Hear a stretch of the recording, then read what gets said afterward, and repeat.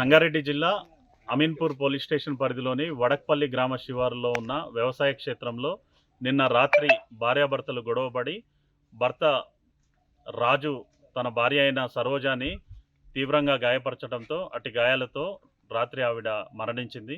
ఇటు విషయమై భార్య సరోజ తల్లిదండ్రుల దగ్గర నుంచి కంప్లైంట్ తీసుకొని భర్తపై మర్డర్ కేసు రిజిస్టర్ చేయడం జరిగింది. దీని విచారణలో భాగంగా భార్యాభర్తలకు గతం నుంచే గొడవలు ఉన్నాయని, దానిలో భార్య కంప్లైంట్ ఇవ్వడంతో భర్త మీద డిచ్పల్లి పోలీస్ స్టేషన్లో కేసు నమోదై ఒక 40 డేస్ భర్త జైలుకు కూడా వెళ్ళి రావడం జరిగింది. వీరికి 2005లో మ్యారేజ్ అయింది. వినోద 18 ఇయర్స్ పాప, విశాల్ 16 ఇయర్స్ బాబు ఉన్నారు. వడక్పల్లి గ్రామ శివారులో ప్రసాద్ అనే వ్యక్తి వ్యవసాయ క్షేత్రాన్ని కౌలుకి తీసుకోవడంతో అతని దగ్గర పని చేయడం కోసం గత 6 రోజుల క్రితమే వీరు ఇక్కడ పనికి కుదరడం జరిగింది. ఈ 6 రోజులు వీరిద్దరే ఇక్కడే ఒంటరిగా ఉండేది.